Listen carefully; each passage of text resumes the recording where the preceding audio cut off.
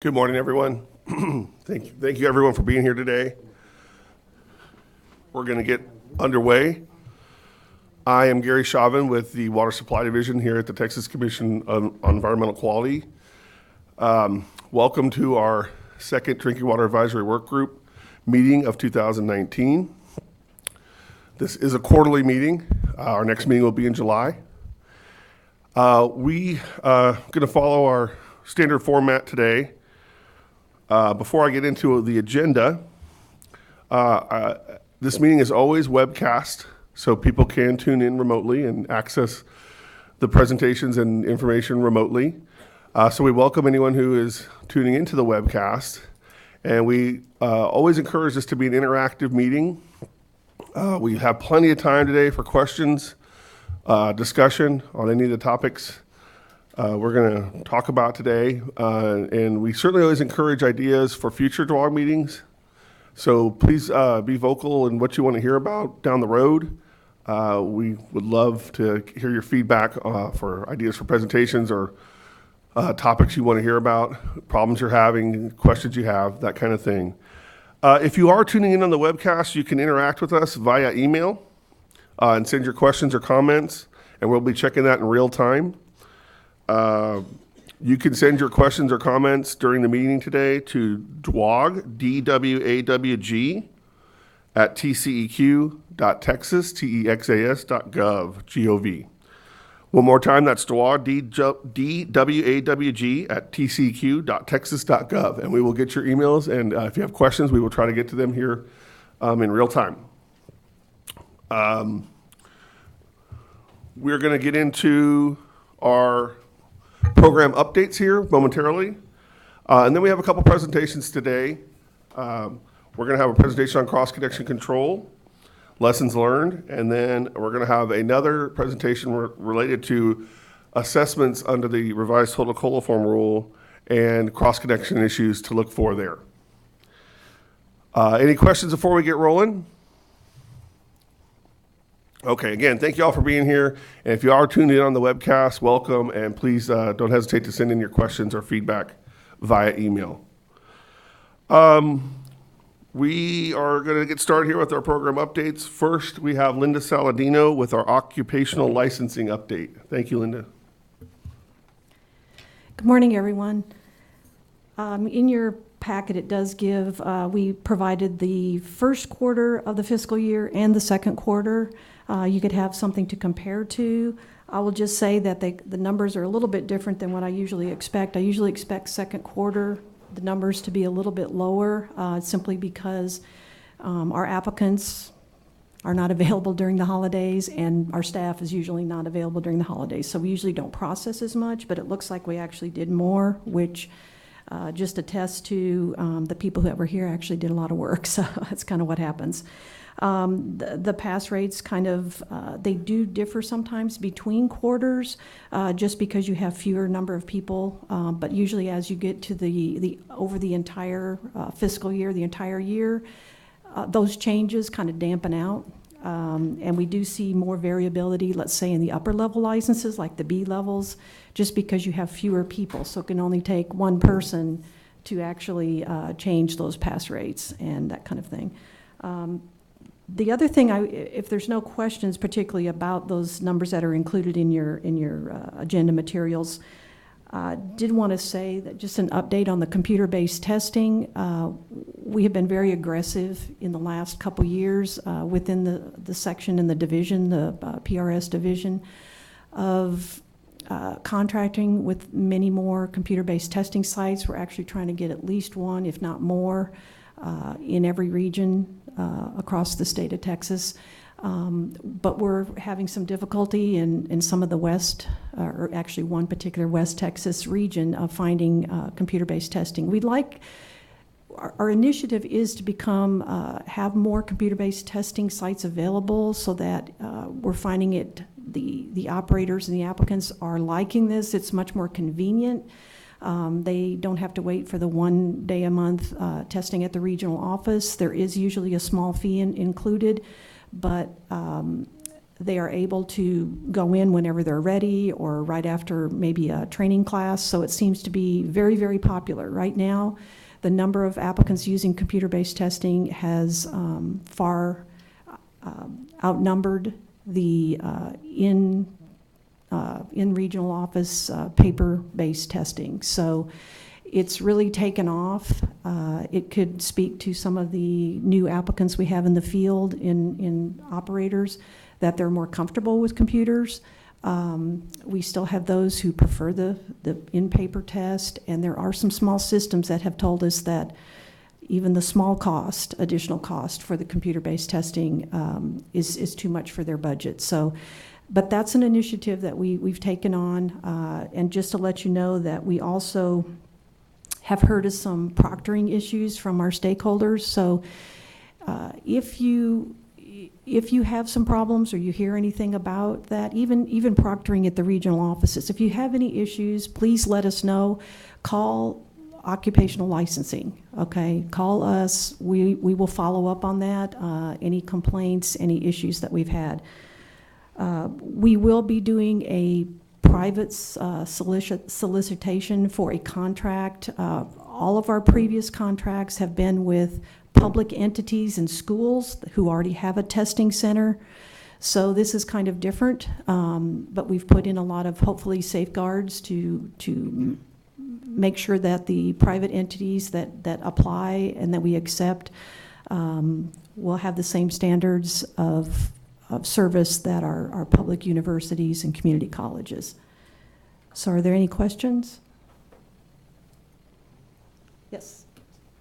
I just have one. The information packet, the agenda materials, I didn't see that on the table. I think it's available through the website. Ruth, yeah, thank you for asking. We due to a technical issue with the network, we weren't able to post the summaries till this morning. Oh, I see. Thank you Yes, so so much, they are Gary. the staff summaries, the program updates. We provide those every quarter. There is a document. We just posted that this morning, so it is available from our website. Okay. And we can email a copy out to all the DWOG email group just right after the meeting today. Oh, that's perfect. I thought, given the size of the table, I couldn't have missed it. Yes. So, very good. Thank you so much. Sorry. No, you're observant as usual. So, yes, we will. I apologize for that. We will have the program summaries. Well, they are available right now on the web if you have an electronic device and you want to download it, or if you're tuning in remotely and want to download it. The staff and program summaries are out on the DWOG website. So if you Google DWOG TCQ, you will go right to our DWOG homepage, and those summaries are available. And I will be sure to email those out. We'll get those emailed out to everyone on the DWOG email group just right following the meeting. So, Linda, I know you're referencing those, but we didn't have them available in hard copy for today. So, any questions for Linda? Okay, thank you, Linda. Appreciate it. Our next update is from Tom Heitman with the Office of Compliance and Enforcement. All right, good morning, everybody. Since our last DWOG meeting, we've had a little bit of reorg in Office of Compliance and Enforcement. What used to be the Program Support section is now the Program Support and Environmental Assistance Division. We've actually combined the Small Business and Local Government Assistance section in with the Compliance and Enforcement. So we're now one division with Program Support and Environmental Assistance Division. So currently our division director is Christy Mills-Durock. We've recently named a section manager. We're still in Mr. Jonathan Haynes across the table from me as our section manager for Program Support section. And then I'm currently still the Public Water System Liaison. That's, the biggest updates we have right now. Besides our just regional activity, 541 complaint investigations, 125 focused investigations for the year, 105 compliance record reviews, 28 follow-ups, 223 recon, and currently we have 1,040 approved compliance investigations for FY19. And I'm available for questions if anyone has any. All right, thank you. Any questions for Tom? Thanks, Tom. Okay, moving along, we're going to hear some updates from our plan and technical review section, and the first update is from the section manager, Joel Klump. Thank you, Gary. Good morning. What I'd like to do this morning is go through a couple highlights from the program summary document and then turn it over to Dorothy Young, who will talk about the TWIC and capacity development update. I'm very pleased to announce that the Plan and Technical Review section has added a new staff member to the section. Brittany Wortham-Teakle has joined us effective April 1st as our new special assistant. Brittany has worked for TCEQ since 2010, where she started with the Beaumont Regional Office. She's been here in Austin as team leader of the drinking water quality team for the last year. So you've seen her sitting up here giving updates for that team. But again, effective April 1st, she has transitioned over to the Plan and Technical Review section, and we're glad to have her. For the Plan Review team, okay. Thank you. For the Plan Review team, this team has a number of staff guidance documents available online to assist engineers and water systems to prepare plan submittals. And I wanted to let everyone know that a new staff guidance document has recently been posted on zebra mussel treatment. So if your water system has been impacted by zebra mussels and you are considering adding some type of treatment process to address this, please go to our website and do a search for zebra mussel treatment, Plan Review team, and there will be some guidance on what needs to be included in the plan submittal for that. And then a quick reminder, many water systems often plan improvements in the winter months to prepare for meeting summer demand. Our Plan Review team has been receiving quite a few requests for emergency authorizations and expedited reviews. And these requests can generally be accommodated as resources allow, but emergency authorizations normally need to be just that, an emergency. So we do urge all water systems to plan accordingly. And if necessary, an emergency authorization can be granted, and that typically is a construction approval prior to the submission of engineering plans. But we do try to reserve that process for true emergencies, in particular health-related emergencies.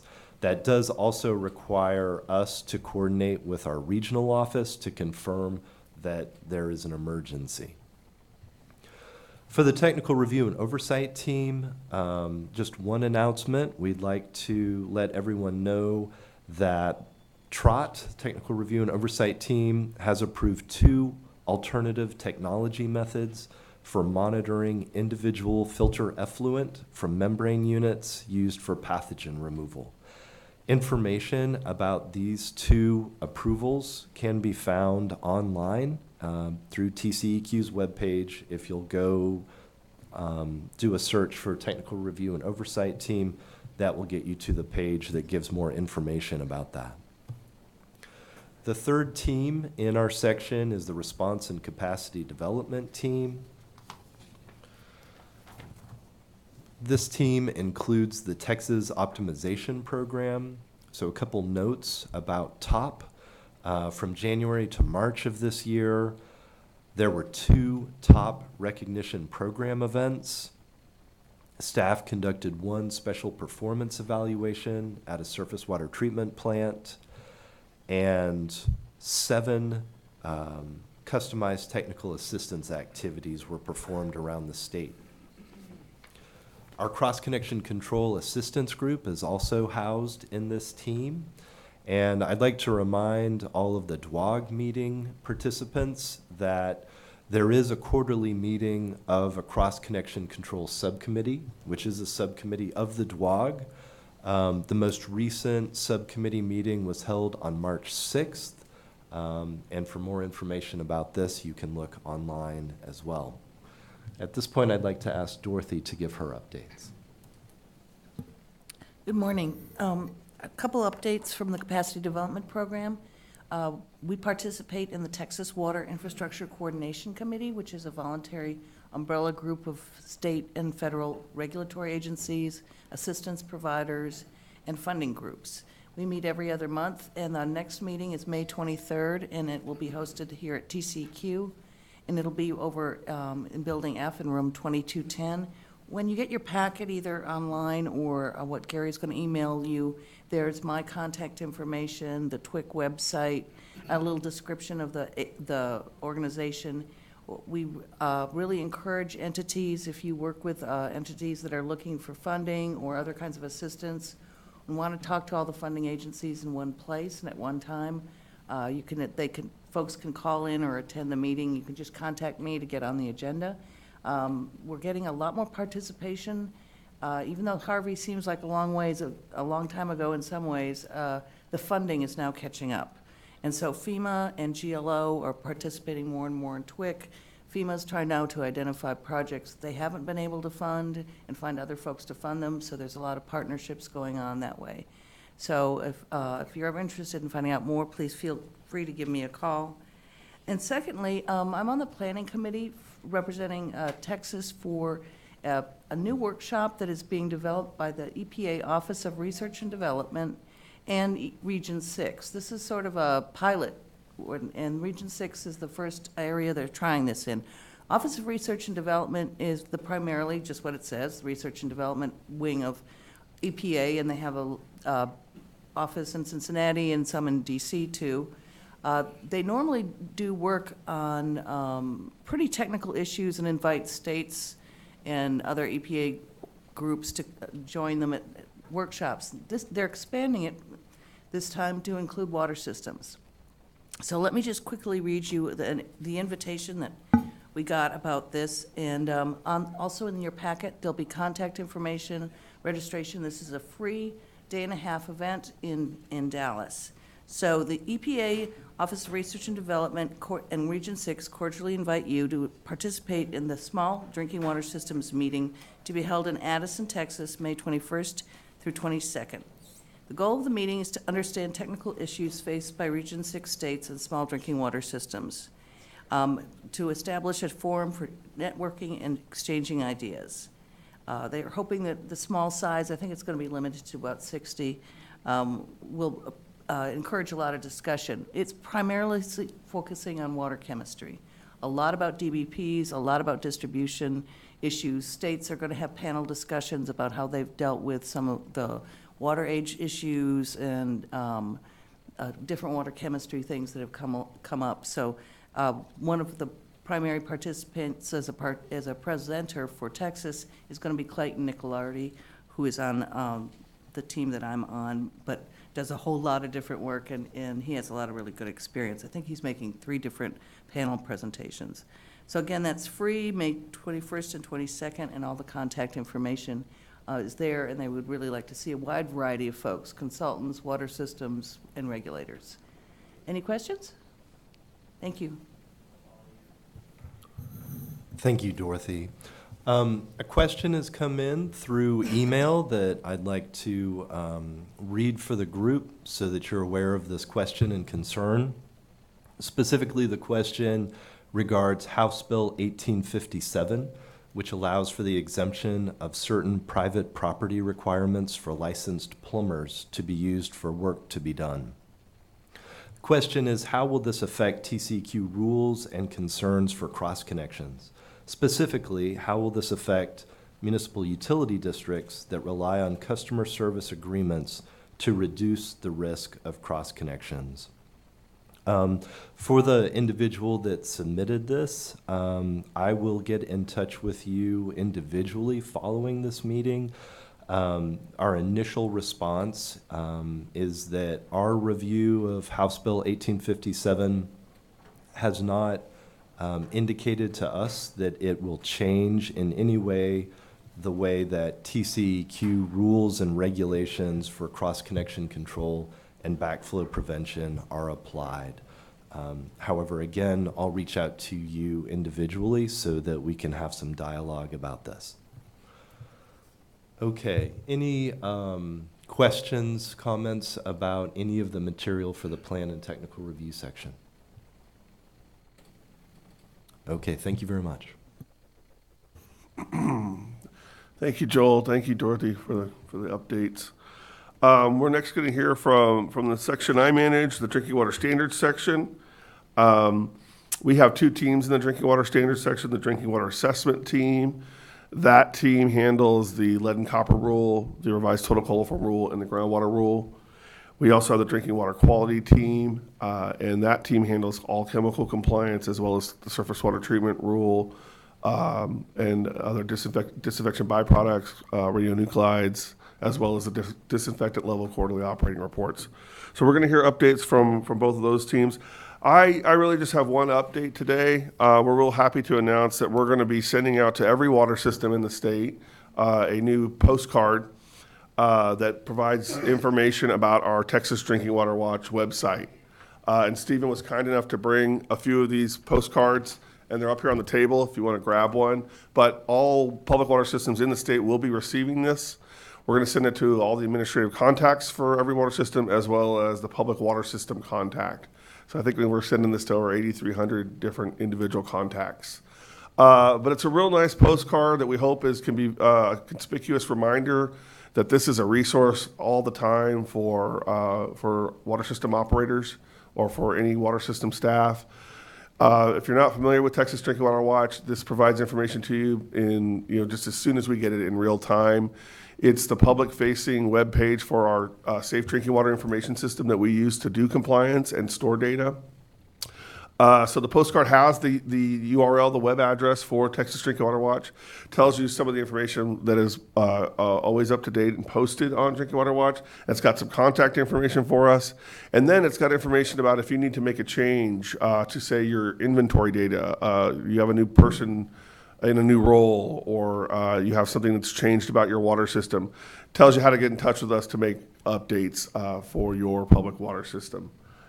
So those should be coming out. We're doing our mail outs here starting this week. We're going to make it around, like I said, to all water systems. And so we're real happy to have that. And we, of course, encourage you to use Texas Drinking Water Watch on a daily basis or as often as you need it to find information to help you. Any questions for me? We're going to go ahead and turn it over. Jessica Hoke is the team leader for the Drinking Water Assessment Team, and she's going to provide her update.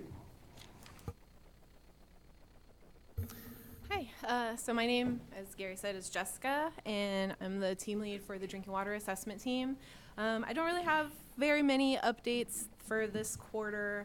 I did want to just update everybody that the Drinking Water Assessment Team will begin doing interviews. So we'll be hiring for 3 new compliance officers across the revised total coliform rule and lead and copper rule programs. So you may have had a contact previously who has left the agency in a positive way to go do new things and whatnot. So if you're reaching out and can't get a hold of somebody, feel free to call the main line and ask for anybody on the RTCR lead and copper rule team.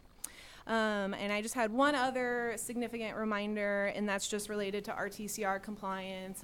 Again, just a reminder to collect all of your repeats within the required time frames if you get a positive total coliform or E. coli. If you're going to have any issues collecting those repeats within the 24-hour time frame, please get in contact with the RTCR compliance program so that way we're aware of the situation. And just for a reminder for all systems that failure to collect all of your repeats is a level 1 assessment trigger. And that was just, again, just a quick reminder for everybody. Does anybody have any questions for the Drinking Water Assessment Team? Well, thank you all. Thanks, Jessica. We're going to go to an update from the Drinking Water Quality Team. Steven Swaringa is the special assistant for the drinking water standards section. Brittany Tiekle was formerly the team leader over the Drinking Water Quality Team, and as Joel announced earlier, she is transitioned to a new role as special assistant for the Plan and Technical Review Team. So we will also be hiring a new team leader. In the meantime, we have Steven Swaringa, who's going to provide the update. Thank you, Steven. This feels very familiar. A couple of announcements. One is that we've recently hired a new staff person for the drinking water quality team. Her name is Emily Smith, and I've asked her to come. So Emily, if you could stand up and, wave. So Emily was a contractor with us for about 6 months, and she's now been an FTE for about 2.5 months. She's doing great work. She has a very heavy workload. She's working on a DLQR, M&R compliance, chlorine dioxide, chlorate, bromate, just a few programs. And so until we get some additional staff on, she'll be carrying that heavy load. So please be very nice to her. We are very pleased to have her. She has a master's degree in environmental science from UT San Antonio, and before that she worked at the San Antonio Zoo. She has some very interesting stories about flamingo breeding. So if you want to hear some salacious stories about the zoo, she's got them. And other updates, we've been encouraging systems to update their SWR to make sure that they've got the most recent form. Please, if you have not done, please do so. In the update that we'll be sending out afterward and is now available on the DWOG website, there is information about where you can get those forms and which forms need to be updated. When you do update those forms, please be sure that you're not using your out-of-date CT study. We've had some systems that have been doing that, and it creates all kinds of problems. And so please make sure that you're using the most up-to-date CT study. We've also done a new initiative to send out reminders to systems about fluoride secondary levels. When a system exceeds the secondary level for fluoride, they're required to do a special public notice. And so to help systems remember that they need to do this notice, we've been sending out reminder letters. These are not violation letters. These are letters that basically just say, you've got to do this notice, and here's the language that you need for that. Many systems include those in their CCRs, and we encourage you to do that.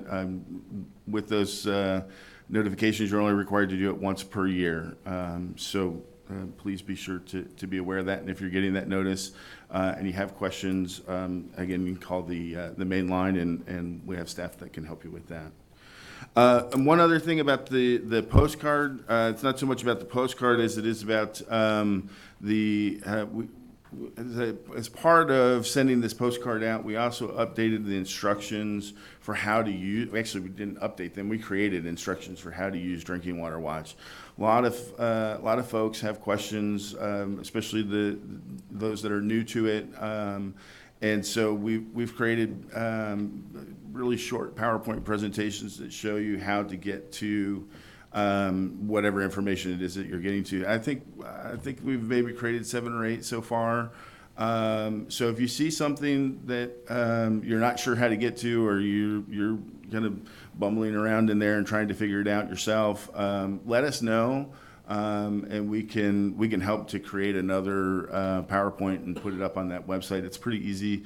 We're obviously all very familiar with the website, and we really want to help you all to be able to access the information that you need. Mia Gonzalez was a huge part in this. She did a great job with the postcard, and also really took the lead on everything to do with the website. So we're very pleased with that effort, and also hopefully this will help you all to be able to more easily find that information. There is a link for those instructions. We put it right on the page once you get into. I think we put it in 2 places. One's on the main page, and then another link that's always at the top with all the other yellow links if you're familiar with it. And so you'll always be able to get instructions no matter where you are on the site. So that's it for Drinking Water Quality Team. Are there any other questions? Or any questions at all? Okay, thank you very much. Great, thank you, Stephen. And like Stephen said, we have added that new tab. If you're looking at Drinking Water Watch, no matter how you navigate through the pages, it'll be a static tab that you can always access from the top of the page. Thank you, Stephen. Thank you, Jessica. Do want to introduce one more new person for us. Mr. Eric Stinson has joined us, and Eric will be working on the revised total coliform rule and the lead and copper rule. He's brand new, and so we invited him today to see what goes on around here. So welcome, Eric. Thanks for being here. I just wanted to build on one more thing that Stephen touched on. Stated enough the importance of, if you are a surface water treatment facility or you are a groundwater under the influence treatment facility, you should have an approved CT study from the TCEQ. And by having an approved CT study, you should have a CT study approval letter. That is of real critical importance for your operation. Those letters contain the exact parameters by which you are approved to get your treatment credit. And so please, we cannot emphasize enough that if you are a surface water or GUI system, that you ensure that your surface water monthly operating report, the parameters within that form that you're using to compare on a daily basis the performance of your plant and its regulatory, its ability to meet regulatory requirements, and more importantly, produce safe water, that those parameters are up to date, that they're accurate. If you've made a change, you very likely could be needing to revise your CT study. That is something it's really job one from a regulatory perspective, that your CT study is accurate, up to date, and that your MOR matches it. And that can, for systems that do membrane treatment or UV treatment, there are additional parameters that you need on those approval letters to make sure that your form is accurately assessing the performance of your plant based on what we know the treatments you're providing. So we have folks on the technical review and oversight team that work real hard to make sure those things are carefully approved. And so when they are approved, those are the parameters that you need to be operating under.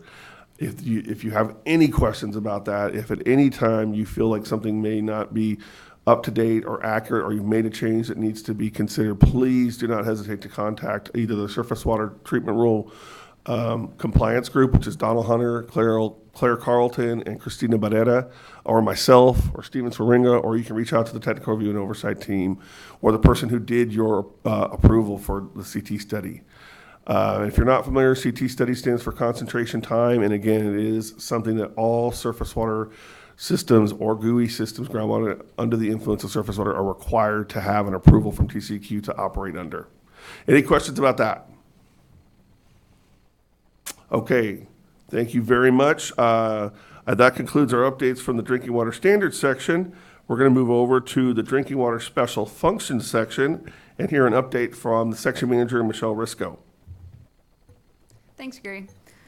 Okay, folks, a couple of new guidances out there I want to bring your attention to. RG 384, which is the monitoring plan and how to get your monitoring plan put together, as well as the template to assist in that, has gone all the way through agency communications. It is now posted in PDF format for everyone to get to and use, as well as the template is available in the interactive form format.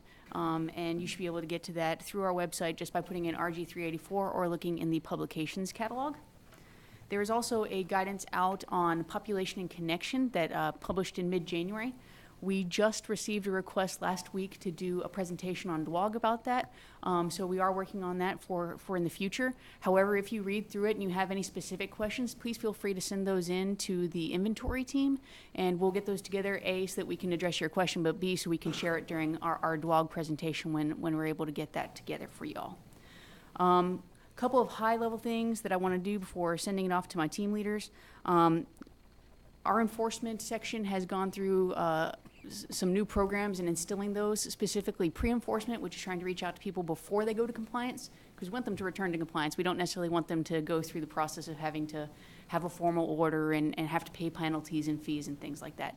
So we've done a lot of outreach. Just to give you an idea, in this last quarter, when we sent 61 cases over, we also reviewed 49 additional systems to get them back into compliance. So we're working really hard to get those people back into compliance. On the other side of things, once somebody's already in enforcement and they have an agreed order, we're also reaching out with them to help them understand what those technical requirements are and to bring those back into compliance. And we did 39 systems in that last quarter. And of those, 13 were able to completely close out their cases. And there's another 95 cases for those same people that are sitting open, and we're working actively to get them into compliance. So we're hoping to return more people to compliance just by helping them be educated on what they need to do and get them in touch with the right people. As you can see, we have tons of programs and tons of people, and sometimes it's just getting in touch with the right person. Coming up soon is the Consumer Confidence Report. And I wanted to announce here today that the generator tool is up and available for this year as of this morning. So you should be able to go on and generate your reports. I do want to, I see Joaquin shaking his head there. So I do want to make one announcement about that. We have gone through and inserted a disinfectant residual table so that people remember to put in their chlorine residuals, because that was one thing that was often forgotten. Unfortunately, in the insertion of that table, the unit of measure, part per million, ended up in the wrong column. It is in the violation column. So if you can please move that over. On our website, you have the ability to download it in .document, DOC format, which is Word format. So you should be able to just cut it and paste it into the other column. I apologize for that. We'll try to get that fixed in future endeavors. Other than that, there will be a reminder letter related to that will be going out this week now that we know that it's up and running. And if you have any questions or anyone that you're working with has any questions on how to generate their CCR, we do have a contractor who handles that every day now. And feel free to reach out to Miss Nishanta Johnson. If you call our main 4691 number and ask for Nishanta, she'll be able to help you out with CCRs. We also have an outreach letter forthcoming for GUI systems. As Gary mentioned, having an up-to-date CT study is very important, and filling out your SWMR based on that is very important. But we've also come across a few other documentation and understanding of the rules items related to GUIs that may be lacking clarity because they're a very small part of our world. So there will be an outreach letter forthcoming in the next month or two to reach out to GUI systems and remind them of some very high-level things that they should check with their system. So if you have any GUI systems under your management or your operations, please be looking for that. It will include some top 10 items that you can check really quick to make sure that you're doing things in compliance with the rule. I also wanted to take this opportunity, since Leticia De Leon, our emergency response representative, is out of the office. Otherwise, she would have covered this. We do have 2 additional emergency response plan workshops upcoming. We had some in Waco and El Paso over this last quarter, and they were so well received and well attended that we were asked to do more. So you will, if you go onto our DWOG website, there's flyers for both of these along with the active link to do the registration. There's one coming up on April 30th in Conroe and another coming up on May 23rd in Kingsville. These are allowing, first of all, free to attend, but also allowing operators who do attend to earn 4 water CEUs towards their license. So feel free to reach out to those. Just as a reminder, as part of the America's Water Infrastructure, AWIA Act, every community water system serving 3,300 persons or more shall submit to the EPA that they are in certification with having done an all hazards risk assessment. The due date for the large systems, which is 100,000 or more, is March 31st of 2020, so less than a year from now. And then for the smallest systems, 3,300 and under, it's June 30th of 2021, so they still are on a pretty tight timeline. So I would encourage you to take advantage of that opportunity if you can. Additionally, Linda's group has been working with the EPA's Water Security Division to host a free webinar called Building Community-Based Water Resilience. That will be available on May 16th from 1 to 2 Eastern Time, which is noon to 1 p.m. our time, so it can be a quick lunch and learn for your guys. If you're interested in registering, the URL for that is included in this program summary, so you should be able to open it up and click that to register. They have worked with the licensing and registration group to earn CEUs for that one as well. Finally, one more reminder letter that's forthcoming is Superior Systems. We are currently in the process of reviewing all approximately 700 Superior Systems to ensure that they are still complying with the requirements of 29047A, which are the requirements for being a Superior System. That means being in compliance with all primaries, being in compliance with all secondaries, and also being in compliance with all infrastructure requirements, anything, i.e. that region would come out and cite you for. So I encourage you, if you are a Superior System, to get in contact with your region, make sure that anything you had outstanding with them gets resolved. So that way we can reach out to you and send a letter that says, good job, keep going on, rather than having to maybe take a closer look at your status going from this point forward. With that, I'd like to pass along to Mr. Jonathan Haynes for his final DWOG as our Drinking Water Technical Review Team Leader, and give him a chance for some updates. All right, thank you.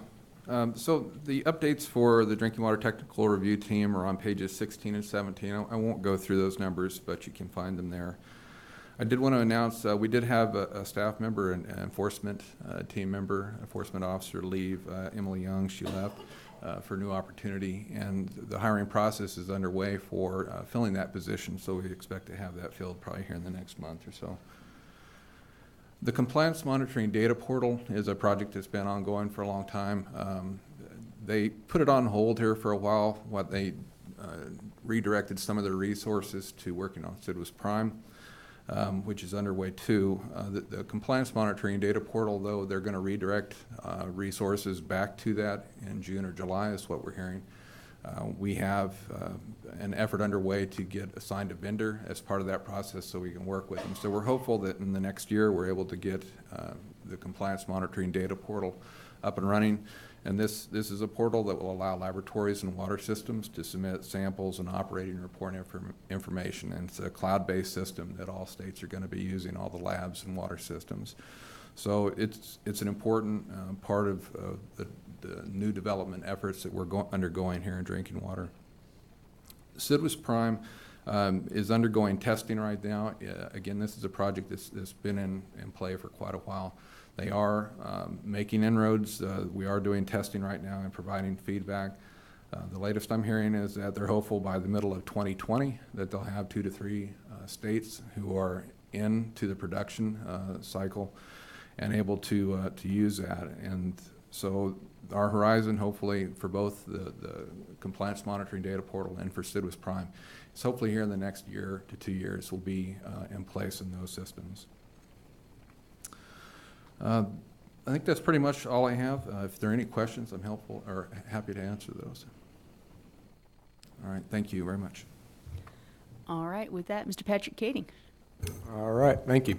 I said a couple things. I just want to put a reminder out there that when your system issues a boil water notice, please make sure that you're sending another notification to us when that boil water notice has been rescinded. We are currently going through a process of trying to clean up our database, and that includes touching base on some of the boil water notices that we did not receive recent notices for. So just keep in mind that you may be getting an email or a phone call from our program staff asking for that information on an open boil water notice that we have in our database. We'll be asking for the notice that you gave out to your customers to rescind the boil water, and then the certificate of delivery, as well as the copy of the biological sample results that you took to lift that boil water notice. With the regulatory assessment fee, if you took over another utility over the course of the year, please make sure that the old utility number, the old certificate of convenience and necessity number, please make sure that you report under that one for the time up until when you took it over. So say you took over another utility in May, that old utility still has to report for the regulatory assessment fee up until May. So please make sure that if you've taken over a utility that everything is closed out with that other utility as well. For any questions on that or to get a status of an older utility that you've taken over, you can reach out to Teresa Cisneros, and her phone number is 512-239-6963. You can also send an email to our program email box. That's WUFEES. That's WUFEES at tcq.texas.gov. And we can look into it and make sure that everything is caught up and looking good going forward. And the last little announcement I have is if you had a secondary constituent level exceedance for fluoride for the last year, just a reminder that that public notice, the proof of that public notice is due to TCQ on the 20th, April 20th. So please send the notice that you sent out to your customers as well as a certificate of delivery to pwspn at tcq.texas.gov. That's pwspn at tcq.texas.gov. So please send that that proof that you did that public notice to us by the 20th. And that, if there are no questions, I will pass it on to Mr. Mason T. Miller. Well, good deal. I'm glad to be here today. How many of you know why I'm here today? Okay. How many of you have heard about the Public Drinking Water Conference? Just 3 people. So we haven't been doing a good job. So we'll try to give an update, and then everybody will know about it, I guess. So the Public Drinking Water Conference will be August 8th and 9th, 2019 here. And this year we're moving to the Renaissance Hotel, Austin, located at Highway 183 and Highway 360 at the Arboretum. And the dates are correct. It will be on a Thursday and a Friday this year. So I've already received a few phone calls saying, hey, I think you have a mistake on your website. But that's what it is this year, is Thursday and Friday. A save the date card goes out tomorrow to all the public water systems. And I kind of piggybacked off of Linda Saladino in the operator licensing group. I like the blue card. So you're going to see a blue card come out, and it works for them, so I thought it ought to get y'all's attention too. So it's a little save the date card. That's new this year. We've had a letter in the past, and so we're moved to that. The conference brochure, which contains an agenda, registration, and hotel information, will mail on May the 10th to all public water systems. And registration will be open to everyone on Tuesday, May 21st at 9 a.m. So that's Tuesday, May 21st at 9 a.m. Registration opens for anyone that wants to attend. Register by going online to the TCQ homepage and look under the spotlight heading on the right-hand side. And then also you'll receive a direct link from the brochure. So there'll be 2 ways to go that. So go ahead and bookmark that now so that when that time comes, and also you'll need to schedule all of your water leaks on another day. During the registration, you will need to specify your job role, type of PWS, who owns your PWS, and PWS population. This information is used for the planning of this conference as well as future conferences. So that's very important, so that's mandatory information. There will be 39 presentations with a majority given by the TCQ staff. And this conference is made up primarily by the sections within the water supply division. So it's information that was relevant right here today about your water system. So there's a large number of TCQ staff that participate in this conference. So look for updates on the 86th legislation session, water sampling contract, communication, public notice, lead and copper rule, cross-connection control, chloramine management, nitrification action plans, corrosivity, and of course EPA will be there to give an update, and many more. We plan to have workshops on a variety of topics, including boil water notifications, as Patrick just discussed, as well as CCRs that Michelle talked about, water conservation, inventory, RTCR. We're going to have a math class again. That was really, really well received last year, so we're going to have a large math session. And also, Dorothy's group, TWIC, will be back again this year, and they've been here with us every year. We're going to have more hands-on workshops this year than ever before. As in previous years, we will have the very popular TCQ Technical Assistance Room available throughout the duration of the conference. And this is a great opportunity to meet with TCQ representatives one-on-one to discuss specific water system issues, as well as to put a face with a name. So you may have been talking to someone on the phone, they may be new, and you'd like to kind of get to know them a little bit better. This is a great opportunity to do that. So check out the TA room. And then for laboratory officials, so we've been doing this for several years now. It's a separate registration. It's almost a separate part of the conference, but laboratory officials are invited to participate in a laboratory stakeholder meeting in conjunction with the conference on August the 9th from 1 to 4:30. And this will be an interactive meeting with TCQ staff to speak one-on-one about your laboratory and discuss current rules and regulations. Registration to attend this meeting will open June 11th. And more information on how to register will be sent at the end of May. So that's an email that gets sent out to all the laboratories that we have in our database. If you're interested in exhibiting, you may go to the TCQ homepage under the Spotlight section again, and it'll take you to our webpage, and it'll have a link for exhibitors if you're interested in exhibiting. We plan to have another great conference this year. Sometime we plan not to have a good conference, but this year we're planning to have a great conference.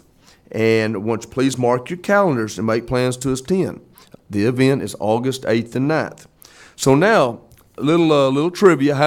What year is this on our conference? What's the annual year that we're up to? Does anybody know?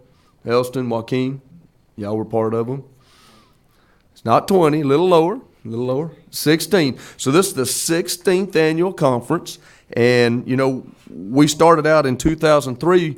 We were working on the assessment. Sean and I were on the drinking water assessment and protection team, and we had done the assessments in 0203. And so we had a little powwow conference down at the Red Line, which is now the Crown Plaza. And we didn't figure anybody'd come, and we wound up having a large group. And so somewhere down the line, they said, hey, let's have a conference. Let's call it the PDW conference, which just stands for Public Drinking Water, not the section. And that was in 2004 at the Crown Plaza. And then we said, hey, we don't have room, so we went to the Hyatt in 2005. And that was a really neat conference down there. And then we moved to the Doubletree in 06, and we was there from 06 to 18. And so this year we're going to make a change, and we're trying to really give it a whole new look. I mean, we're going to do our very best to give the attendees the information and try to make it a very enjoyable conference. We want to try to make this the best at all times. But again, look for this card in the mail, look for a brochure in May. And if you have any questions, I'll take those now. Hopefully I've covered everything. We have a question. You just mentioned the lab stakeholder, you're going to follow up with registration information.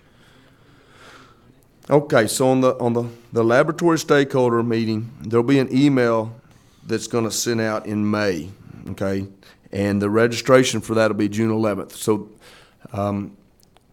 if you register for the PDW conference, most likely you can go to attend that, but if you're just a laboratory thing, you're just going to register for that August the 9th afternoon from 1 to 4:30. So when that email goes out to our labs, there will be a password that you have to use to register. So if you're in here today and you would like to just register as a lab, and make sure you're on that email list, and if you have any trouble finding that, you can email DWOG, the same email right here, and we'll take care of that for you. But the email will go to our labs, all the lab stakeholders groups that we have and everything. And that's been going on for quite a few years.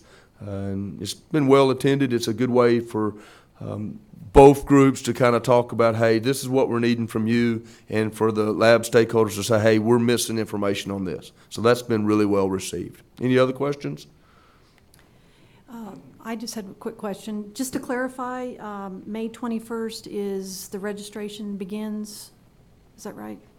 May is Tuesday, May Tuesday? 21st at 9 a.m. Okay. Yeah, and it's open for everyone this year. So we're not doing the Preference for water operators. operator. I was downloading y'all's database, and you had to have a current water operator license. And so this year we're going to try just doing it with everyone, see how it works. Okay. And everything on that. We're going to have more room at the hotel this year, so we're hoping that we'll be able to accommodate those that have been wanting to come and everything. And then, of course, that's going to be on a trial basis. If we feel like we need to adjust that, then we'll look at that next year and see how it's going. Yep. Any other questions? Well, very good. I'm glad to be here, glad to see all of y'all, and we're looking forward to seeing everyone in August. Thank you. Thank you, Mason. Just as a note on that lab stakeholder group, we've always kind of had a sit down with Gary and the opportunity to discuss co-op and all those types of things. We're also doing some opportunities for you to discuss your data uploads and quality assurance requirements related to data with Lee and Dan, our data migration specialists, in the time prior to that meeting as well. So you should have a little more opportunity if you're having trouble with your CSV files or if you're having trouble with understanding the forms and the quality control that goes into those. We did receive one more question specific that I wanted to have a chance to speak about before we move on. The question was in regards to House Bill 1229 and House Bill 2808, allowing for public notices to be posted on the internet. They asked if this passes, how long would it take TCEQ to update rules, and what is our stance on it? Well, kind of give you an idea, House Bill 1229 indicates that a political subdivision, so not necessarily every public water system, but a water system that is a public subdivision, can satisfy laws requiring notice in a newspaper by internet posting. If you look at our rules that already exist in 122, we have opportunities for if you do not have a daily paper, what actions you can take which allow for items such as electronic delivery. So we are already accounting for that in our rules. And then very similar in 2808, it says, in addition to any law requiring notice by newspaper, the political subdivision shall also post to the internet. Once again, our rules in PN already indicate that by one or more of the following reasonably calculated to meet your customers. So the ability to do a paperwork plus additional posting are also already included in our rules. We don't necessarily see a revision required as related to these. We'll see what the progress on those bills are. Specifically, also, they are in the government code. They are not in the Texas Water Code. So there may be some discussion as to whether they actually would apply to a rule. In either way, the rules that are stated and the requirements that are put forth by the primacy agreement with the EPA and the Federal Safe Drinking Water Act would be prevalent in that. I hope the answers the question of the people that are online asking that question. Other than that, thank you guys very much for your time, and I'm going to hand it back over to Gary. Thank you. Great. Thank you, Michelle, Jonathan, Patrick, and Mason for all the important updates. Just to remind folks one more time, like Mason said, we are in a new setting for the Public Drinking Water Conference, so we have more space. So I just want to make a plug that if you're new to the business or you've never gotten the chance to come to the Public Drinking Water Conference, there's more room than ever. We certainly love seeing all of our old friends and our usual participants and welcome them back with open arms. But we'd love to see some new faces too, especially if you have some issues or you need to solve some problems. Please try to. This is one of the reasons Mason comes here all the way in April, is to lay out plenty of advance notice and to let you know how you can get registered and make plans to come to the annual conference. So we certainly welcome new folks and take this opportunity with more space in a new setting to have more folks attend. Before we conclude our program updates, just open for any questions. And Sean, any more emails? Okay. We're going to take a short break and come back with our first presenter, Alicia Deal. We're just going to take a real short break, give us some time to set up for presentations. I do want to encourage folks that are viewing via the webcast, you can interact with us by email at dwag, D-W-A-W-G, at tceq.texas.gov. Send your email over, as several people already have this morning, and we will attend to your question or discuss your feedback. Like I said, we're going to come back here promptly at 10:15 sharp. And get started with our presentations. We're going to take a short break. Thank you.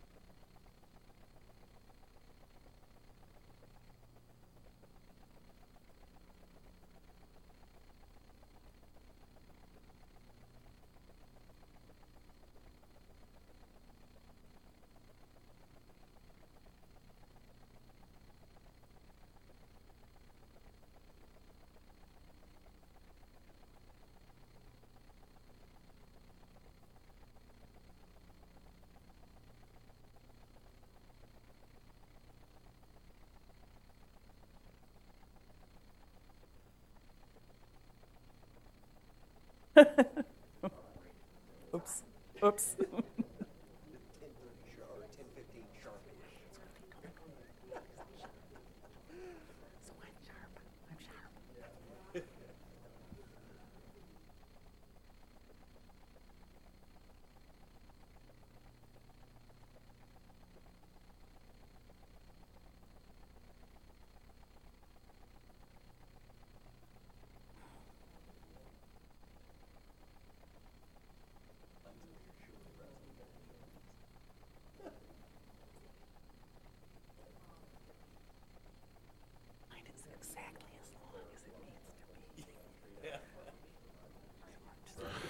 Okay, folks, we're going to get rolling again here. I'll give everyone just a little bit of time. If you are here in Austin and you haven't had the chance to sign in, please do sign in before you head out today. We have sign-in sheets right up here up front by the door.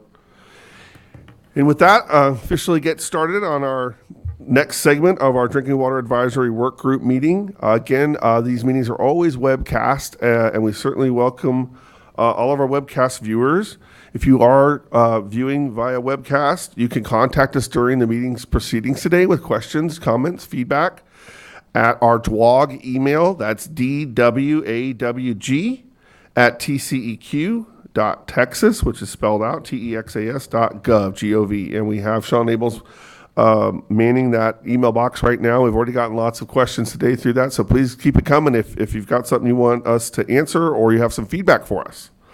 With that, we're very happy to have Alicia Deal here today as our first presenter, and I'm going to let Alicia take it over, and the title of her presentation today is Cross Connection Control, Lessons Learned. Thank you, Alicia. Thank you, Gary. I'm so pleased to be here with old friends and new friends at DWAG after a long time. You know, some of you may be aware of the revised total coliform rule. and you know, over the past coming up on 3 years, we've gone out and we've visited with a lot of systems about issues resulting from the revised total coliform rule.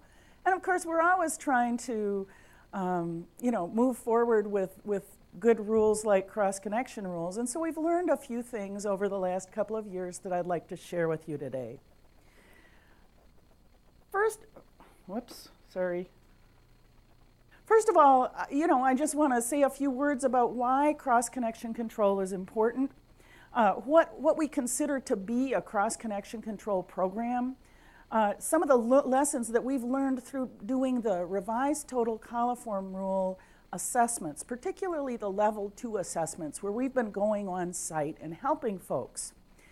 And then I'll say, of course, a few words about those of you who would like a little more help with a cross-connection control program or have a pal out there that could use it. We'll give you some ideas about assistance to make your program even better. So the importance of backflow is well understood. It's been a lot of years that folks in the drinking water industries have been working to avoid the risk of cross-contamination from non-potable fluids, liquids, water with contaminants in it. Either from back siphonage, where the low pressure in the system may suck in contaminants from some interconnected non-potable source, or from back pressure, where high pressure on a non-potable connection forces that non-potable water into the drinking water pipes. In 1854, one of the most fundamental events in our industry occurred. In London, a bunch of folks got cholera.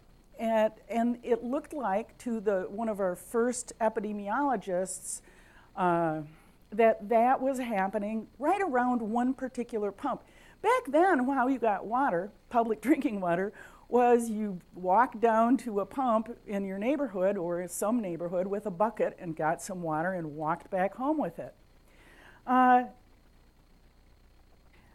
out, and you can barely see this, I'm afraid, but this was a cross connection. The well where on Broad Street was right next to waste being disposed from a kitchen. And all of the infrastructure was brick with mortar. The mortar dissolved and allowed waste to go right into that well. So there's the well and plan, and there's the waste in brown.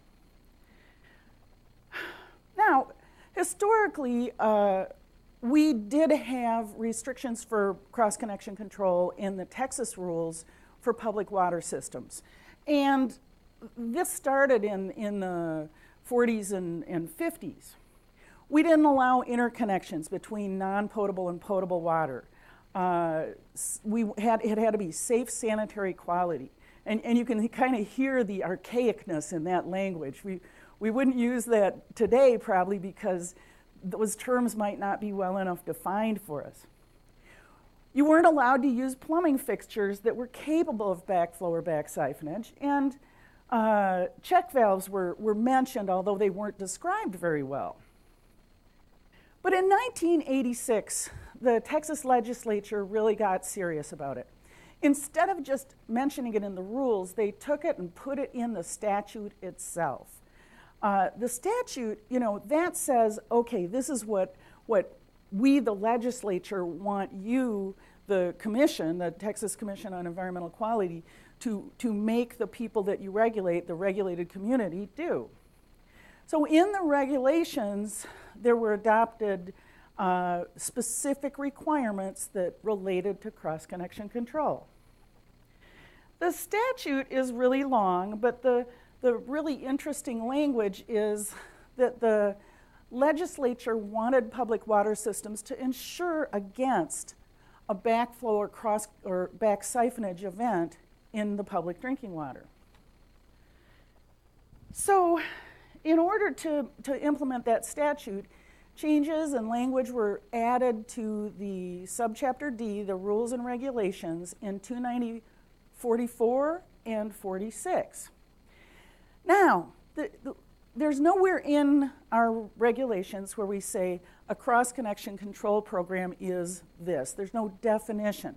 Instead, a cross-connection control program is all compliance with all of the regulations related to cross-connection taken together as a whole.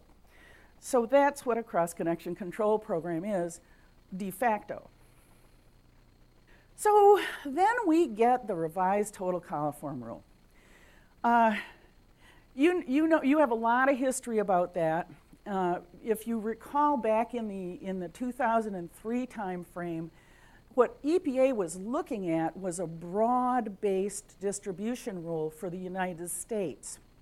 Here in Texas, we're pretty lucky. We've got some pretty specific, pretty clear regulations. I know, where's the laughter on that? But it's true that we touch on a lot of different elements of public water supply in our regulations. Not every state is like that, okay? For example, in Wyoming, EPA directly implements, so all they've got is the Code of Federal Regulations. It varies a lot. I had someone in a class once ask me, why can't the drinking water rules be the same for all the 50 states and various territories? And I said, well, sure, just as soon as the tax code for those states is the same. That got a laugh. So this discussion went very deep, and EPA really considered all of the different ways that people could get a waterborne disease from pathogens, particularly in drinking water, and wrote a lot of white papers to base rulemaking on. At the end of the day, all we really got was the total coliform rule itself. And so those detailed requirements for storage and water age and water hammer and all of this cross-connection, we didn't get those on the federal level. We already had them on the state level. The main thing that touches on cross-connection from the revised total coliform rule is this concept of assessments after you've triggered and gotten confirmed coliform hits, which Casey's going to talk more about later. So assessments are performed when a public water system finds that coliform really is present. And when that happens, the water system is going to look for every possible way that those pathogens could have gotten into the drinking water. And one of those ways that they could have gotten in, of course, is cross-connection. If you have a waste pipe hooked up to a drinking water pipe, you know, there's a potential for pathogens to enter the drinking water. So having gone out there for the last 3 years and worked with folks, we've learned that one of the things that can often trigger a assessment is a fundamental absence of being able to control cross connections in that water system. The RTCR, the revised total coliform rule, says we're trying to protect against sanitary defects. And a sanitary defect's defined as a potential pathway for pathogens. Well, clearly, any cross connection, anytime you've got that potential for bad water to get into the good water, you've got a potential sanitary defect. So cross-connection control is a part of doing a revised total coliform rule assessment. The elements of a successful cross-connection control program that we'd be looking for, that a system would be looking for as they do an assessment, include first just having the authority to do it. You have to have an agreement of some sort to make sure that everything is according to Hoyle. Then there's a lot of compliance programs. There's paperwork. Well, you know, it wouldn't be a government program if there wasn't paperwork, right? And so you've got to keep track of inspections and testing and stuff just to know what's going on out there. Communication is always a fundamental of any program, knowing what's going on, and the folks who need to know what's going on, knowing what's going on. And then finally, even though it's like, you know, tragically a tornado, it doesn't happen very often, but when it does happen, it can be devastating. Having a plan to address that potential devastating occurrence of a cross-connection incident is a key element of a cross-connection control program. So to summarize our lessons learned, and I'll say a few words about each of these, the authority may be lacking. The response to an event may be inadequate. Hazards may not be identified. There may be hazards present, but people are unaware of them. And then finally, kind of underlying the whole issue is the potential for communication not to occur properly. So let's talk about the authority. If you get stopped by a cop speeding down Mopac, if that's even possible, the cop has got a carrot, you know, it's safer to drive 55 or whatever, but the cop also has a stick, right? They can give you a ticket, and you can wind up paying a hefty fine. So even, you know, if you just get a warning, you still have that certain stick of the fear of getting in trouble. The authority gives a public water system the ability not only to do the good things, the outreach, the friendly things, but also that final stick, that authority to cut water off if somebody has waste connected to the drinking water. So that authority to implement the cross-connection control program is in 29046, that requirement. You've got to have, every public water system has to have an adequate plumbing ordinance, regulations, or service agreement with provisions for proper enforcement. You've got to have that stick. We get a lot of questions and confusion about the difference between a plumbing code and a plumbing ordinance. Now, who has to have an ordinance? Does everybody have to have an ordinance? Does every public water system have to have an ordinance? No, only if it's a municipality greater than 5,000 population, right? But there's a lot of those folks.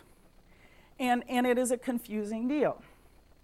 So the cross-connection control program combines the responsibilities of the the water system and then the plumbing authorities as well. It's kind of a mechanism. The water system needs to have that local authority, needs to have something like a service agreement that's signed between the entity and its customer, where both of them have said, okay, we're going to enter into this agreement to provide drinking water to your house or business. The code, the plumbing authorities, talk about what goes on in a structure. In this building here, do you think that when they built this building, they followed the City of Austin requirements or the International or Uniform Plumbing Code? Well, they followed the plumbing code so that they could get insurance, fire insurance, flood insurance, whatever insurance they got. They had to follow some uniform plumbing code or international to be able to say every little fixture is all good. So in between here, at the intersection of in the building and out of the building, you've got this cross-connection control program coordinating those efforts. Another way of looking at it is, who does what? So the plumbing code is going to be written by a national organization. That national organization doesn't have any authority in the city of somewhere, Texas, right? They're a huge organization, and they say a whole lot about fixtures, but they don't say, there's a curfew at 10 o'clock and don't leave your trash on the street. A plumbing ordinance is written by the public water system itself, and it's going to be for those folks, not for the international community.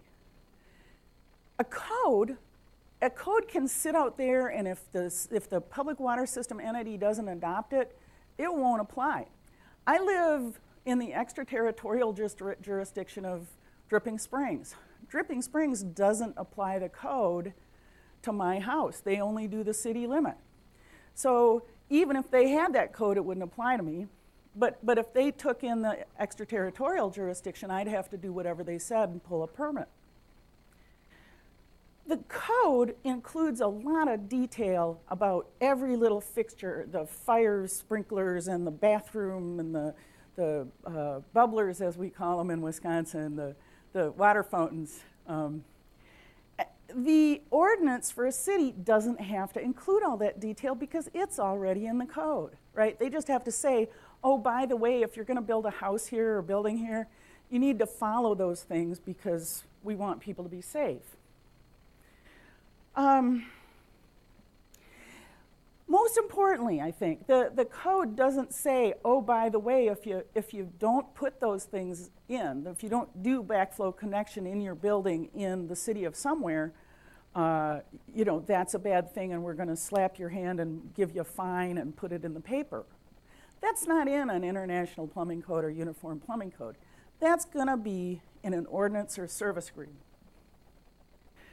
And so finally, to summarize, those codes, they don't do anything for any individual entity, any city or community or whatever that is out there. Only a specific plumbing ordinance. And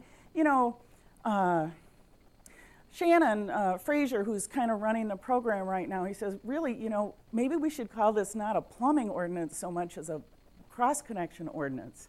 And in a way, that's very true because it's really what the topic is. So at the bottom of this, I note that the service agreement is kind of the same as the plumbing ordinance because it has the local requirements in it. Without the authority, and so large and small are different. I talked about this a little bit. The municipality has to adopt the code, but in a small system, you're going to use a service agreement that has those same, that same stick, that same if you manage somehow to hook up your wastewater from your barn to the public water system, that we're going to cut your service off, for example. So that service agreement can be used in the same context as the local plumbing ordinance. So what can happen that's bad if you don't have the right authority? Well, you can be the most encouraging, most nice person and tell people, wow, you know, you're causing trouble to your neighbors and you may be contaminating the water. And you know what? That building may really want to comply, but their boss may say, well, what's the negative? What's going to happen if we don't do that? And if nothing bad is going to happen, an entity that's failing to meet the cross-connection control requirements may continue not to meet. But when you come in there and say, here's my authority, boom, and you slam down the book on the desk and it's all in gold writing and it says, we're going to give you a ticket, that may be just the weight on the scales to get that entity to comply. We really want to help water systems have the right language. And to do that, we've got sample language available online, and it goes through all of these key elements. I guess the main point here is an entity can write their own service agreement, an entity can write their own ordinance, but there are key elements that have to be included in there. So either use the language that's provided or check with TCEQ and make sure that something hasn't slipped through the cracks and the lead ban, for example, is not missing out of that agreement or ordinance. And so in the slides I've included the website for cross-connection control. And this has basically everything about the TCEQ's cross-connection control program requirements. We've also got these regulatory guidance manuals that you can download from the website. So that's kind of coming at the very highest level of the program. Without the authority, how can you implement it? Next, let's talk about what happens when a backflow incident actually does happen. Bad stuff happens all the time. We're always preparing for potential bad stuff, We're always checking our Waze or phone or whatever to see if there's traffic, to kind of try to get around that traffic, or we're always preparing for potential negative events. One of the things that has seemed so rare or it never happened here, is a backflow incident. But Texas has had, and the United States have had, lots of backflow incidents, and it's a lot better to have a plan than not. It's like I said, it's like a tornado. The incident isn't going to happen every day, hopefully, but when it does happen, it can just be devastating. And in terms of what you're putting together, really, every emergency response plan is going to have some of the common elements. In this type of emergency, who do we need to be talking to? Who needs to be leading that response effort? How are we going to figure out what it is that's gotten into the water? Sometimes, something's wrong. You get complaints. The water is got a soapy feel. The water smells like lavender. You get all these complaints, and you have to sort through what does this mean in terms of a chemical or pathogenic contaminant. Isolating potential hazards. Every water system is supposed to have valves to be able to control how far something gets out into the system, right? And it really matters which valves you turn as to where that water is going to flow. So being aware of that information before the incident occurs is really important. Flushing procedures. Is the right thing to do when you have a backflow problem to go out and turn on every hydrant? Maybe not, maybe not. That might suck that contaminant into the entire water system instead of limiting its extent, which is what you want to do. So we've learned that the one thing you don't want to do if you suspect cross-connection is flush first and ask questions later. That's just going to make things worse. It's going to make the response time longer, and it may cause more risk to more individuals. An ounce of planning saves a pound of pain. If you have a plan in place and work that plan, you can control how far that contaminant gets into the system. A great example is a cross-connection event that happened at a facility that was actually kind of way out of town. Well, they were on top of it when this happened enough to keep it at that facility and not even let it into the system at all. So we didn't really hear about that on the news as much because individuals weren't affected and there was no necessary boil water or do not use order.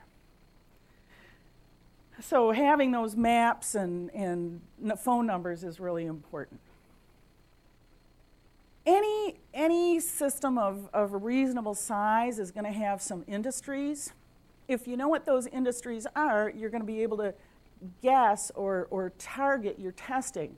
If you know you've got a chicken producer, chicken manufacturer, that's going to be a different sampling response than if you know you've got a refinery, or a plating. So once looking for that needle in a haystack of what your contaminant is, you can narrow that down well before the incident happens. You don't want to have to analyze every possible thing that's in there, so if you can target your response, again, you can act faster and move past it more quickly, control it more quickly. So we also have reference material for this. We have a regulatory guidance and more information on the website with those same lessons learned kind of embedded in there. So let's talk a little more about those hazards that might cause you to have to respond to a backflow or cross-contamination event. Figuring out those hazards ahead of time, or the potential hazards, can be a huge step on the road to keeping that, first of all, doing a good job of not letting an event occur, but then responding to an event if it does occur.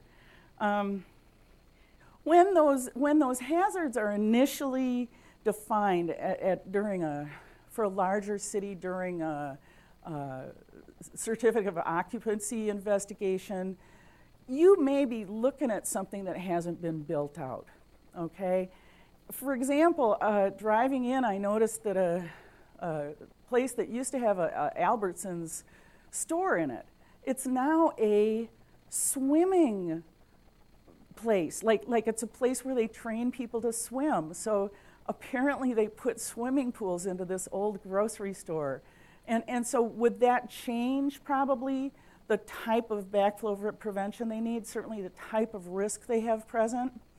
So periodically staying on top of the type of risks that could be impacting the drinking water is key to not getting sideswiped by a backflow event.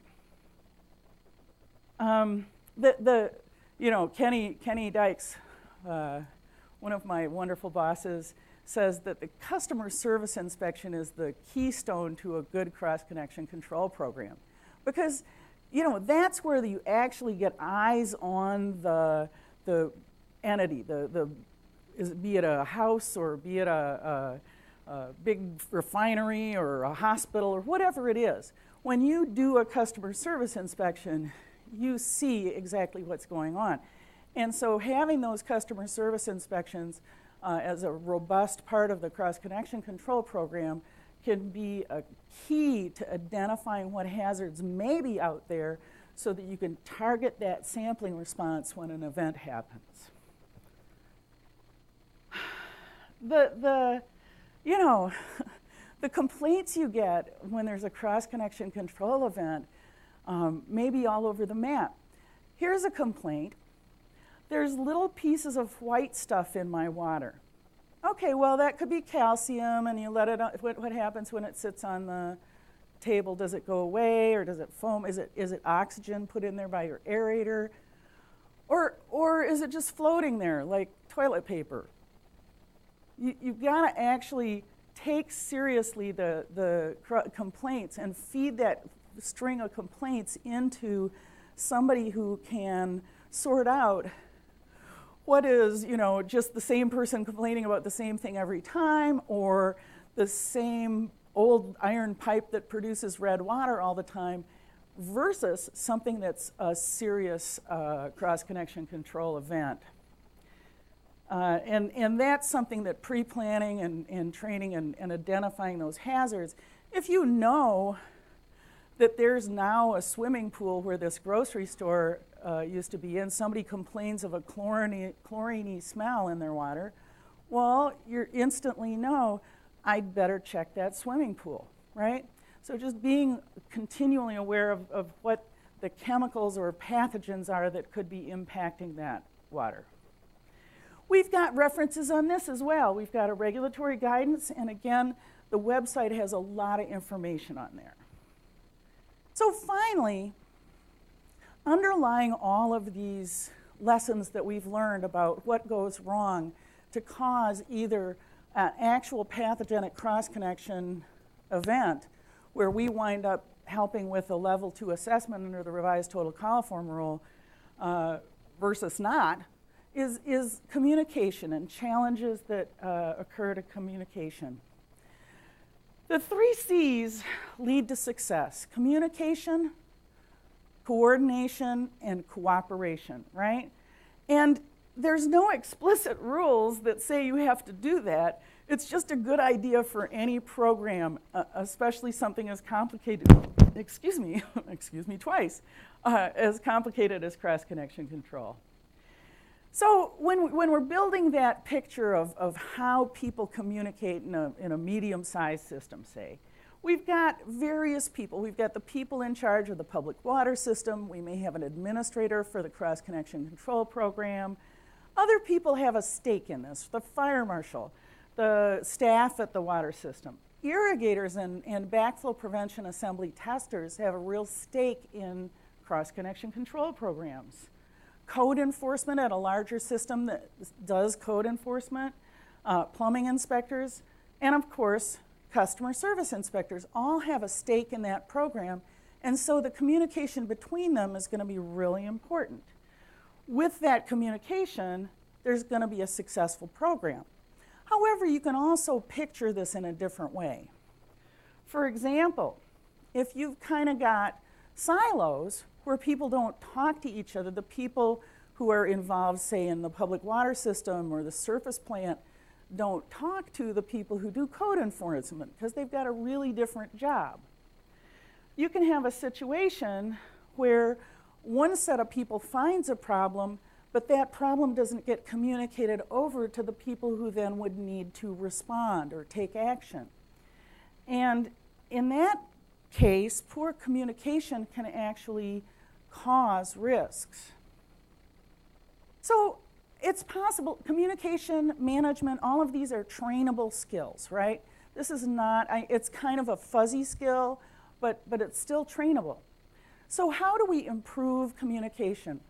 Well, I think the first thing is to figure out who cares, and if there's people who need to care, who may not be part of the group yet, and kind of try and bring those stakeholders together to make the arch instead of the silos.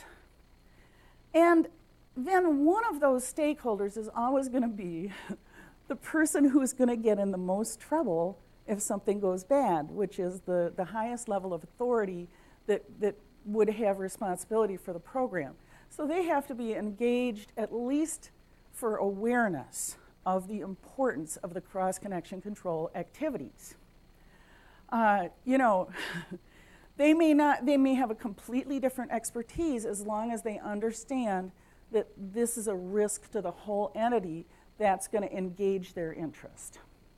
And then, instead of, cracking the whip or something, first, try and get together and do, I guess, inside outreach, informational meeting to share, okay, what are the risks? What are our gaps? Where are our challenges, and where are our opportunities to be successful? So start by just identifying that group. And I would say that of the 4 of these, which we've seen problems with all the first 3 that have been related to or unrelated to revised total coliform rule assessments. But ultimately, this last one, communication, is kind of the thing that is going to solve all of those other later problems. So after that informational meeting, you may be able to get the head honcho to that informational meeting or engage them that way.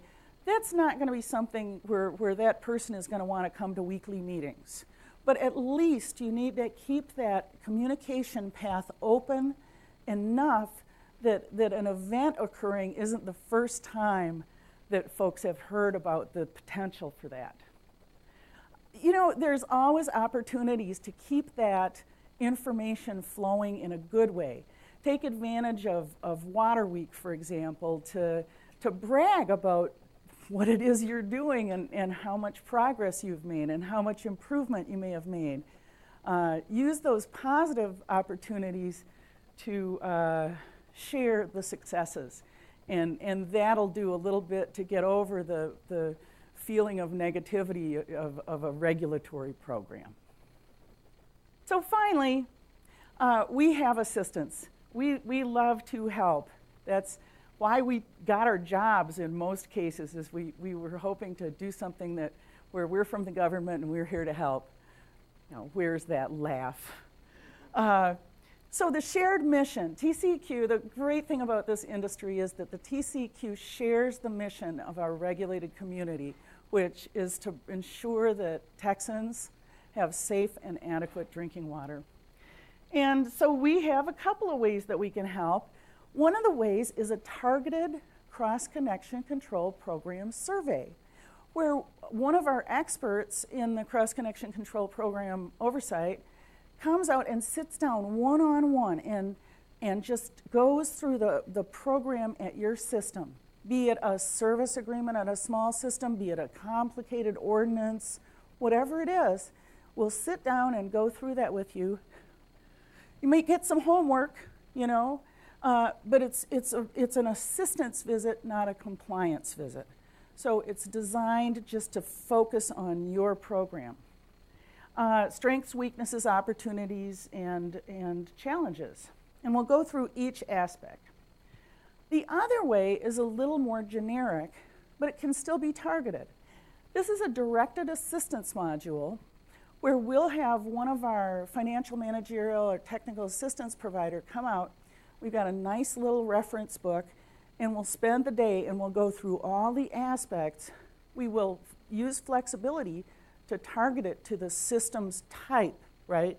If you're a small system, we'll target it to service agreement discussion versus a large one, we'll talk about ordinances. It's about 8 hours, and you could do this with a group of different systems if that was convenient, or with a single system, whatever fits your training pattern. And we would love to provide that assistance. You can request either type of assistance by calling our main number at 512-239-4691, which I know you guys in this room at least have that memorized. Or you can email our financial, managerial, and technical assistance provider coordinator at fmt@tcq.texas.gov. And our operators are standing by. Thank you so much for your time. I really appreciate it.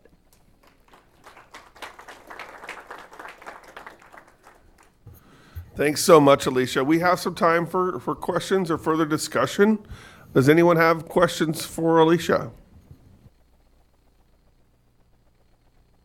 Sean, anything through the airwaves of the web world? Really clear or really not clear? You're extremely clear. No, great presentation, Alicia.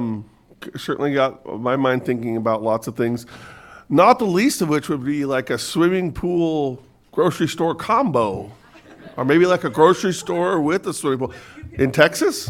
I mean, that's got some traction. All right. Once again, any questions for Alicia? Great presentation, Alicia. Very, very, very important topic. So thank you very much. Our next presenter piggybacking off of Alicia's presentation, Casey Stinson is one of our senior revised total coliform rule compliance coordinators, and he's done a lot of work specifically with level 1 assessments, and he's also worked with level 2 assessments as well. We're going to give him a little time here to get technologically prepared. I know he's technically prepared. It works better when it's plugged in. See, this guy, he knows what he's doing. We're going to turn it over to Casey, and he's going to talk about cross connections and the revised total coliform rule.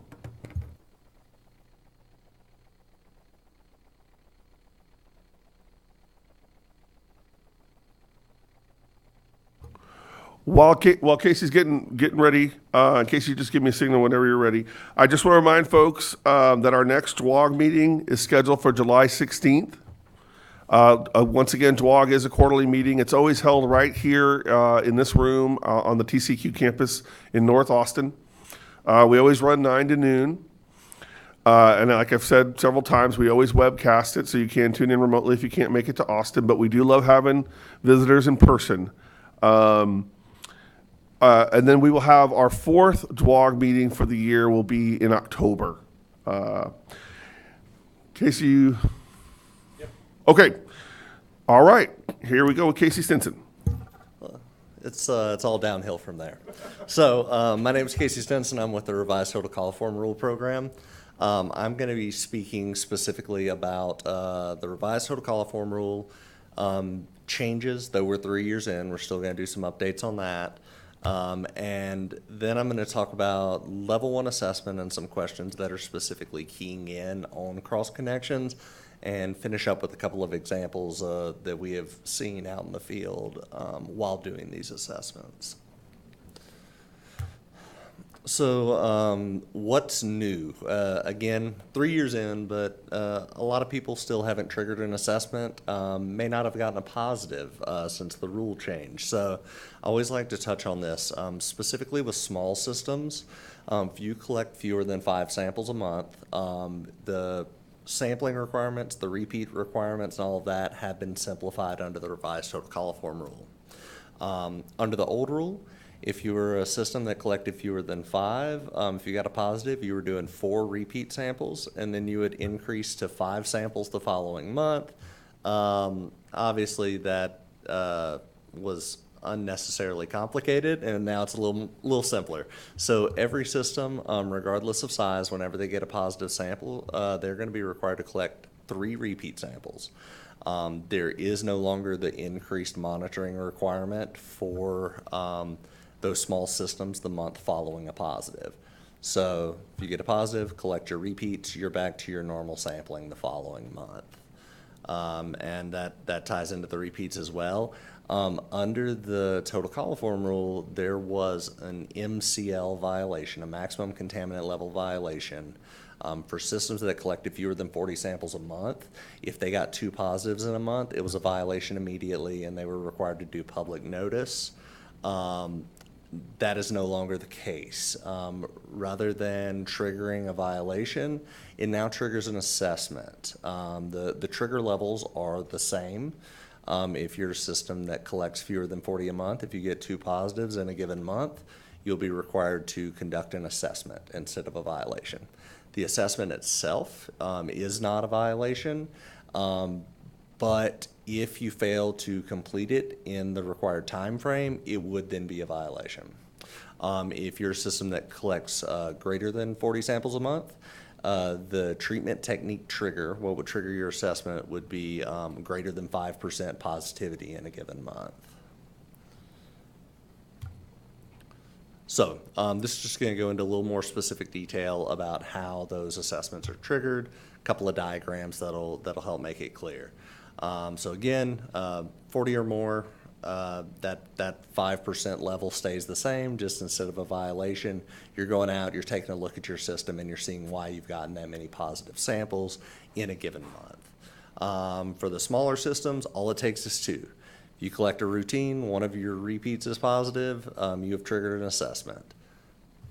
And then for all systems, if you fail to collect your repeat samples following a positive, that triggers an assessment. Again, under the old rule, it was a violation, monitoring and reporting violation.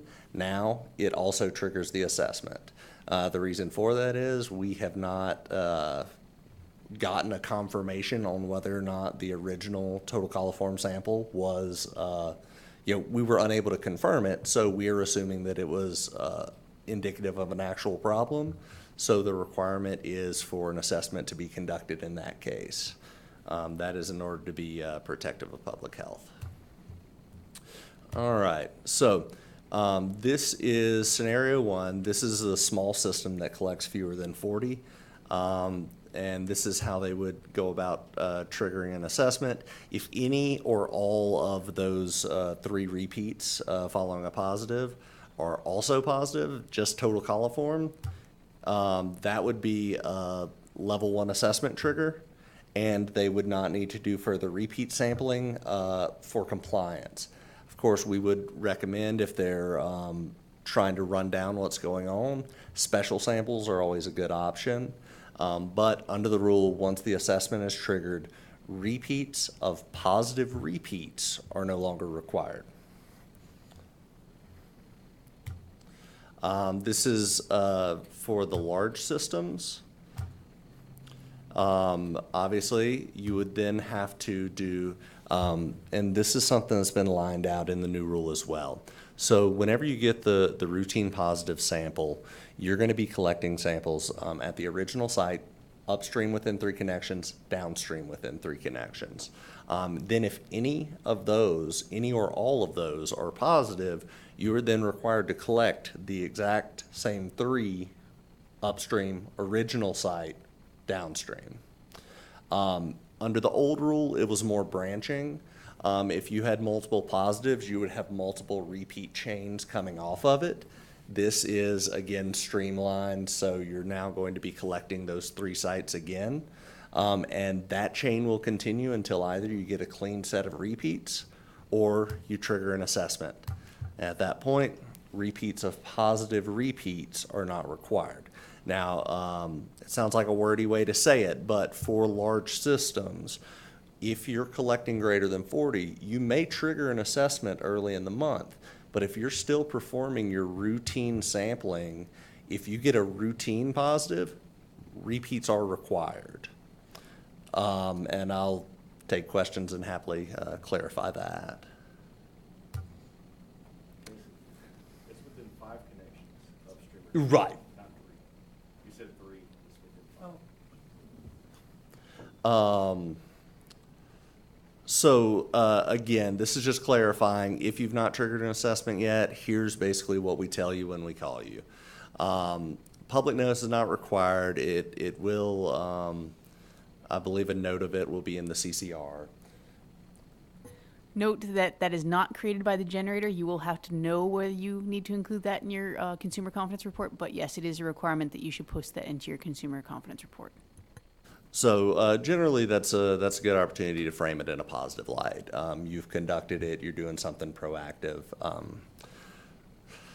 So the only time it'd be a violation is if you fail to actually conduct one and submit it to us by the deadline. At that point, it would be a violation, public notice requirements, and that is a treatment technique violation, and that is a 5-pointer. All right. So I am going to just cover a few questions here from the level 1 assessment that are specifically keying in on cross connections or potential cross connections. The assessments are never going to be all encompassing. They're just designed to help get you thinking about what you need to evaluate in your system. So I'll go through these questions, then I'll give a couple of examples that aren't covered by questions, but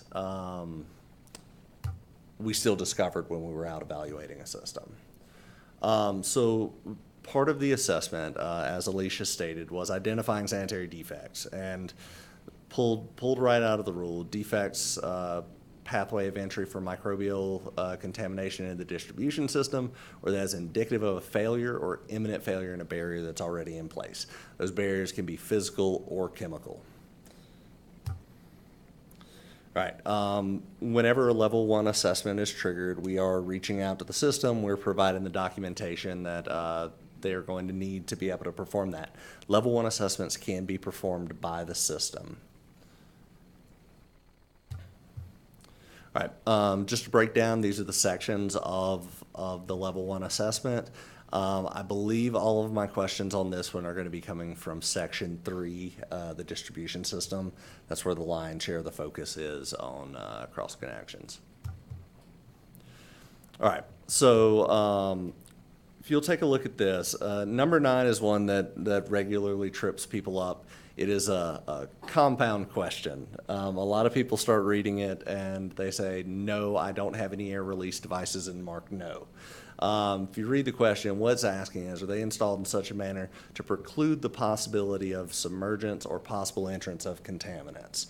So if you have an air release valve that's down in a hole and it gets submerged, there's a potential there for back siphonage, which would be a potential cross connection. So that's what we're keying in with that question.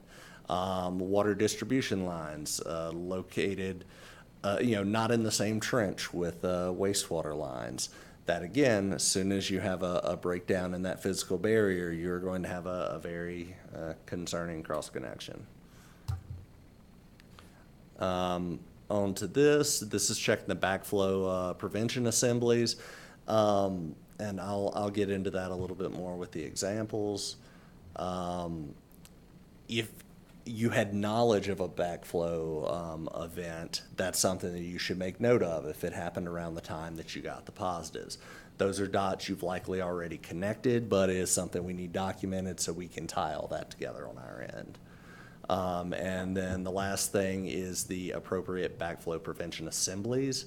And so those are hand in hand with what Alicia was talking about. That's knowing your system and knowing what hazards are out there. And so before I go on to the questions portion, just wanted to give a couple of examples of things we've seen. So generally, most of the systems that we've gone out to assist, they're collecting their coliform samples on the customer side of the meter. So normally that's fine, but if you're not intimately familiar with your customers' homes and things, you may be in a situation where there's a cross connection on their side of the meter. You have the correct backflow prevention assemblies. It's not affecting your distribution system, but it could very well be affecting your sampling. The example that comes to mind is we were out with the system evaluating sample sites, and we opened up a tap, ran it for 5 minutes, 10, 15 minutes. It was still well over 100 degrees. It was plumbed into the hot water heater of the house, and that's where they were collecting their sample every month. So we definitely recommend, if at all possible, get your samples on your side of the meter. It's a little easier to control there. Obviously, that's not always possible. So just be aware of what's going on in the houses, any threats that exist there. If you know you have a guy who likes to do plumbing work on his own, may not want to test on his side of the meter. The other one that comes to mind is actually was a sanitary defect. It was at a manufacturing facility, a cement plant actually, where they had a raw water storage tank and a finished water storage tank on top of each other, separated by a valve. At some point, valve was opened, raw surface water that they were using for creating cement and things like that got piped into their finished water. Luckily, no one was there drinking it, but they did use it for other things, and it was a very clear cross connection there that they just had those two sources valved off right beside each other. So just a couple of the things we've seen, one where it wouldn't necessarily be a sanitary defect as long as there's correct backflow prevention, and then the other one where it was very clearly a sanitary defect due to a cross connection. Does anybody have any questions?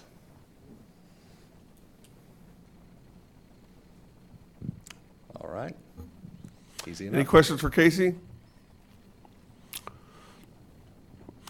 I just wanted to tack on that, the goal of today's presentations, from a regulatory standpoint with the revised total coliform rule, when you trigger an assessment, like Casey mentioned, we've done a lot of work to make both our level 1 and our level 2 assessment forms comprehensive, and touching the important parts of an assessment and asking lots of good questions to gather lots of information. But they can't cover it all. And the real goal here is that these are not paperwork exercises. These are an opportunity and really a requirement to get out and do a thorough investigation to look for pathways of contamination. And what we've highlighted here today is the importance of the presence of potential cross connections and how to control against those pathways. We have a lot more level 1s going on that get triggered. And missteps in monitoring aside, just the data themselves, even when collected correctly, we get a lot of level 1 triggers. So this is important information that we are here to help with any water system, and particularly our level 1s get triggered by smaller systems. And so please don't hesitate if you are a smaller system or your system that has never triggered an assessment to reach out to us for help. And we can give you some of these lessons learned and the real go through the goal of these exercises. Again, not intended to be a paperwork exercise. It's intended to get out and look for things that could be a problem for your system and to address them. If you have triggered a level 2 assessment at current, you're going to be working with a TCEQ representative on that level 2 assessment. That's not true for level 1s. Level 1s are done by the public water system, and of course we receive your level 1 assessment and any supporting documentation and review that and work with the systems if we have questions or if there are corrective actions that are needed because sanitary defects were identified. But we hope today with the presentations that we've shed some light on cross-connection control programs and then, of course, how they interface and intersect with the revised total coliform rule. So with that, I want to thank Casey and Alicia. Good job, Casey. Any questions about this topic? Sean, anything from the email? Okay. Well, to work on some housekeeping to conclude today's meeting, these presentations will be posted on our DWOG website, along with the staff and program summary document I mentioned earlier today. That's already been posted there, but we'll get that emailed out to the DWOG email group. You can find future DWOG dates on our DWOG homepage. Again, if you Google DWOG, DWAWG, TCEQ, you'll get a link that takes you right to our DWOG homepage. We encourage feedback on any topics you want to hear at this meeting. You just send us an email and we will plan for that. Like I said, our next DWOG meeting is July 16th. It's always on a Tuesday. I'll be right back here in this room and it will be webcast. I do have one email that I wanted to address that came through while we were on break. And it's a question back on our public drinking water conference. Mason Miller was here earlier talking about how that is coming down the road here in early August. And we are going to have a specific laboratory track and stakeholder meeting. But the question we got was, will the laboratory portion of the PDW conference be webcast? And it will not. No portion of our public drinking water conference here in Austin is webcast. This is one you got to attend live. So we encourage you to be aware of the registration dates if you want to attend. There will be a special, as Mason mentioned, there will be a special registration for laboratories. If you want to get on the email group for that, Mason works with our lab accreditation department here at TCQ to get those email addresses. But if you want to make sure you are on that email list and you're a lab, just email us at the DWOG email address, DAWG, at tcq.texas.gov, or you can contact your favorite TCQ person in the public drinking water section, the public drinking water program, and we'll get your email address to the right place so you're notified of that laboratory registration for the PDW conference. But no part of the PDW conference is webcast. If you want to get on the DWOG email web stumbling here, sorry. If you want to get on the DWOG email group, just let us know. We have hundreds of folks on our DWOG email group, and that's how we send out information about this meeting and announcements related to this meeting. So if you want to get on there and you're not, just let us know. Any final parting thoughts, questions? All right, with that, we're going to adjourn. Thank you all very much for your attendance. If you are here in person and you haven't had a chance to sign in, please do so. Thank you all. Have a good day.